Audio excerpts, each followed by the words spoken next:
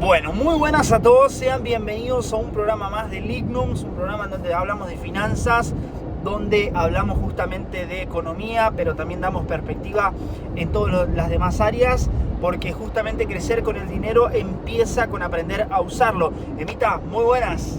¿Cómo estás, Nico? ¿Cómo están todos? Qué bueno una vez más poder encontrarnos. Yo voy manejando, así que no puedo mirar la cámara. Hoy no estamos en la oficina, hoy no estamos transmitiendo desde el estudio, hoy estamos moviéndonos. Volviendo de Canuelas con los proyectos inmobiliarios que ya les vamos a contar. Algo muy importante es siempre tener una perspectiva real económica, que es lo que siempre venimos haciendo con los programas, y con la escuela, y con la educación, y también una perspectiva de parte de Dios. Una perspectiva de parte de Dios siempre es que Él sobrevuela por arriba de todos los detalles que nosotros no vemos. Imagínate, Nico, que nosotros estamos en la maqueta, y dentro de la maqueta vos podés ver el arbolito, puedo ver los autos que hay, pero después no puedo ver mucho más. Pero Dios nos eleva a su perspectiva y ves todo el detalle hasta dónde va a terminar el auto o hacia cuál va a ser el final del recorrido. Entonces, qué bueno iniciar con realidad y qué bueno iniciar con qué Dios quiere para este 2026.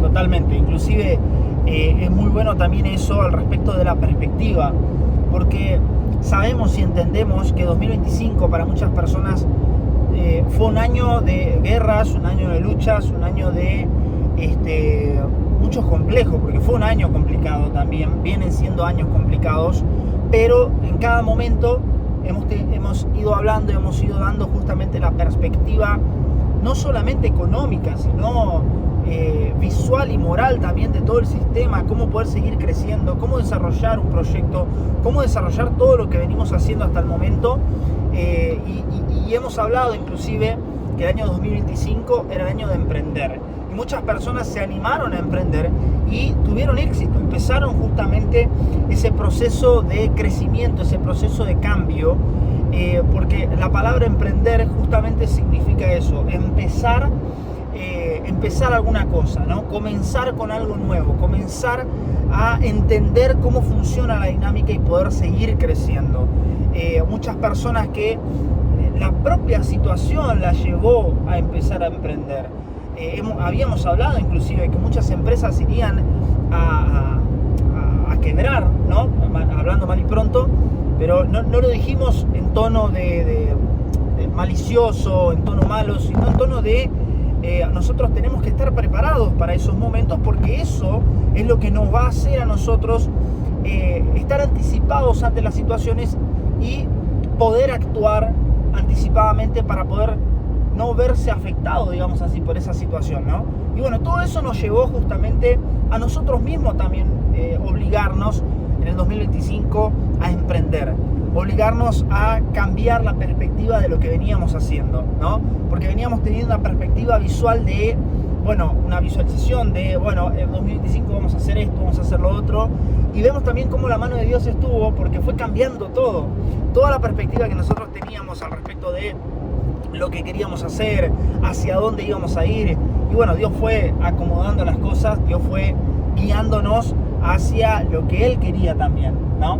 Pero porque uno estuvo dispuesto y uno fue haciendo papel también para poder llegar a eso. Y bueno, todo eso y mucho más vamos a estar hablando en el programa de hoy. Vamos a estar también viendo, Emma, lo que va a ser el 2026, porque 2026 va a ser el año en donde muchas personas van a crecer realmente económicamente.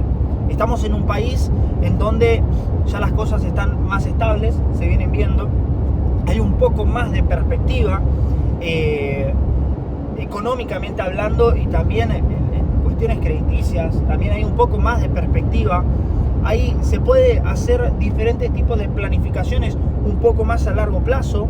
Entonces eso nos da pie y nos da el puente, si se puede decir así, para poder empezar con el siguiente proceso, que es después de que vos empezás a emprender o después que vos empezás a recibir algo de dinero, que es no solamente el ahorro, sino la inversión.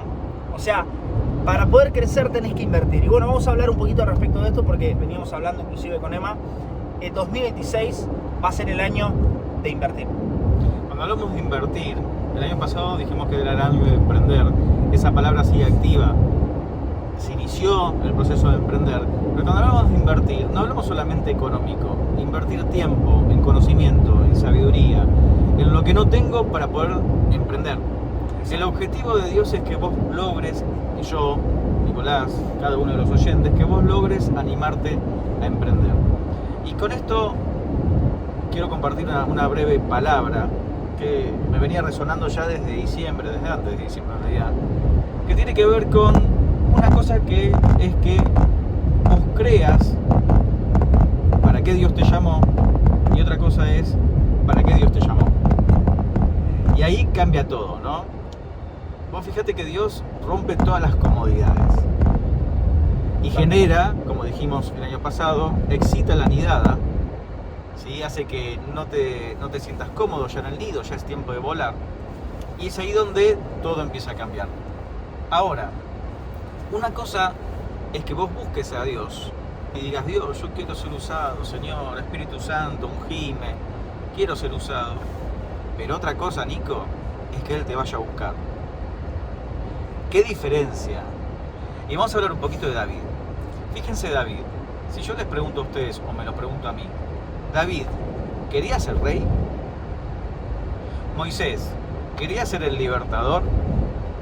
Y así todos los hombres que fueron usados en la Biblia, si les preguntás, todos, aún a Dios mismo le dijeron: no, buscate otro, ¿no? Jeremías: no, buscate otro, yo soy chico. Moisés: no, yo no sé hablar. David estaba con las ovejas, ¿qué va a hacer?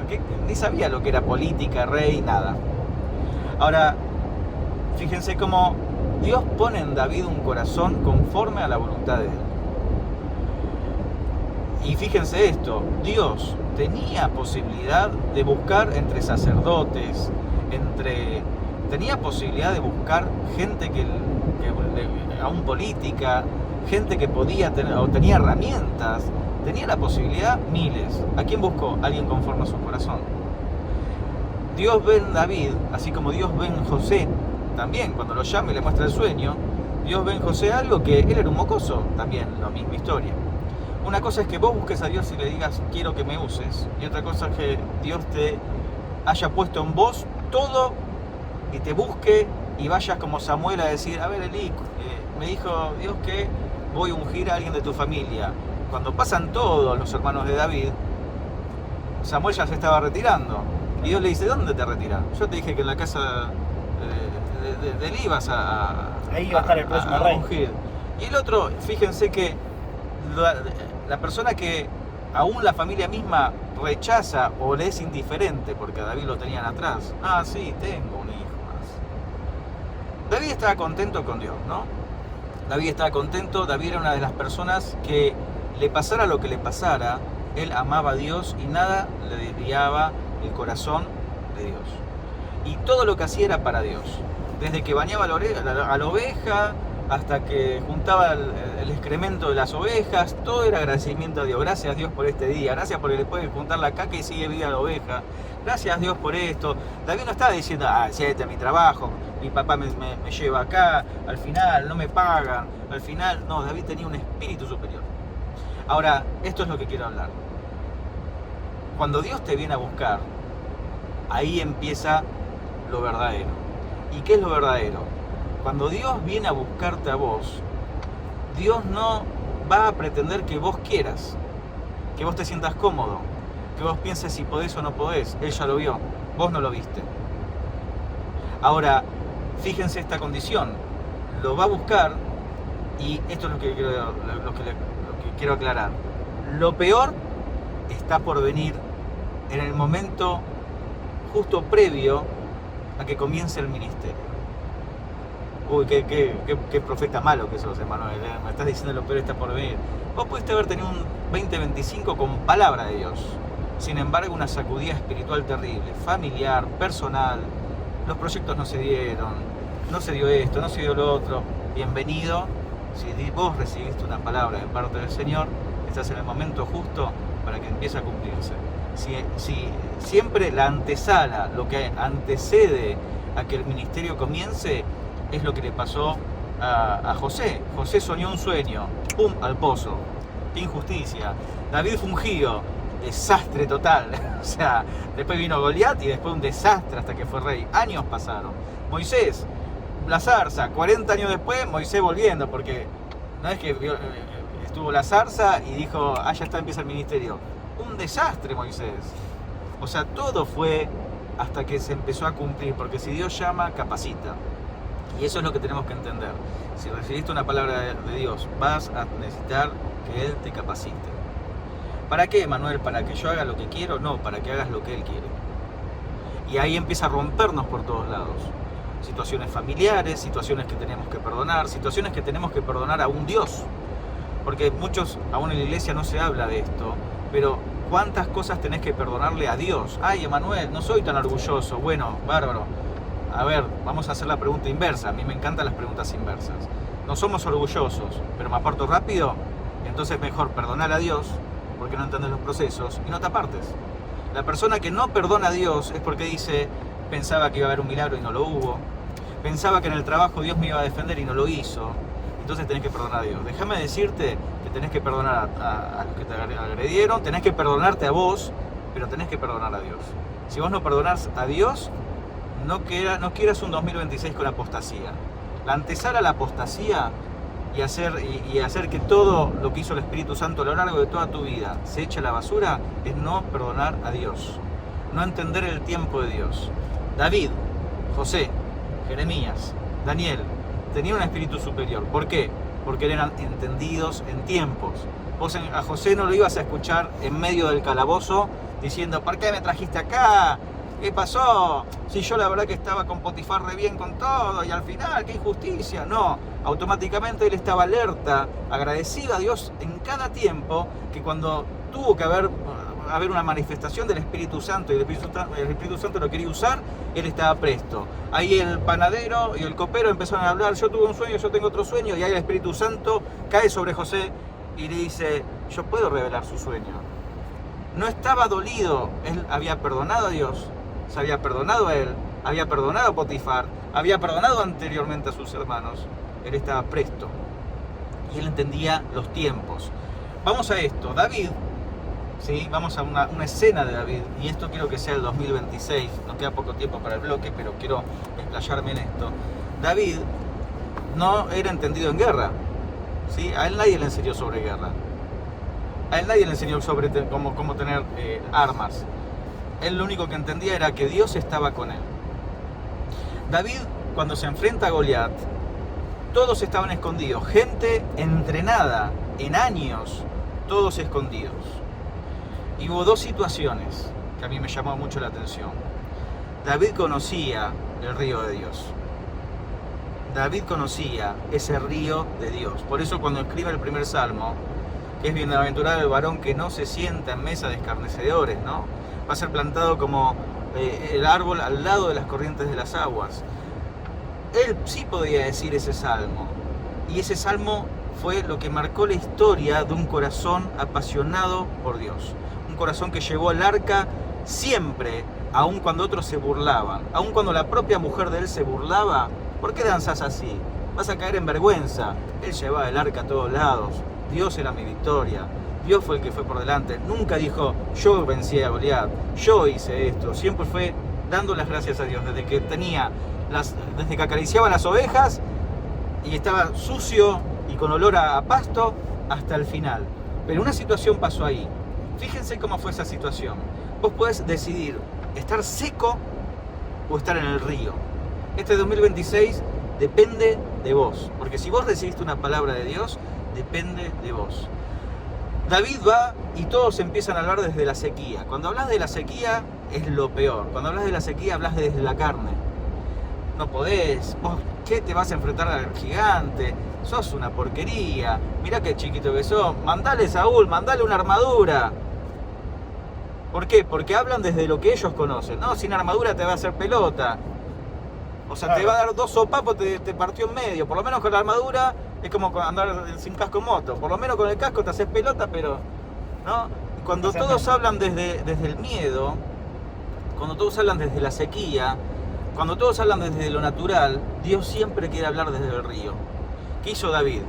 No los escuchó, Cuando le pusieron la armadura, dijeron, no me voy a calzar y entrar en los zapatos de los que otros tienen miedo. Así como Dios estuvo conmigo cuando vino el león, así como Dios estuvo conmigo cuando vino el oso, y me ayudó a defender a las ovejas, así va a estar con este incircunciso, que viene a desafiar a Dios. Entonces, ¿qué hace David? Y esto es algo que nadie lo ve, pero cuando yo leí esto dije, wow, va al arroyo. Había piedras por todos lados. De hecho, era un terreno ultra, con piedras de punta, piedras de todo tipo. Él va al arroyo. ¿Y qué hace? Toma 5 piedras del arroyo. Piedras que habían sido tratadas. Uno que hubiera dicho, no, David, hubieras elegido una piedra con punta, así que se le clava al gigante. Claro. Oh, entran todos en sabiduría humana. David fue al arroyo. David fue a esas piedras que años y años tardaron en un proceso de erosión. Y eran piedras lisas. David entendía que toda la provisión viene del río de Dios. Y no desde la sequía y desde las palabras de otros.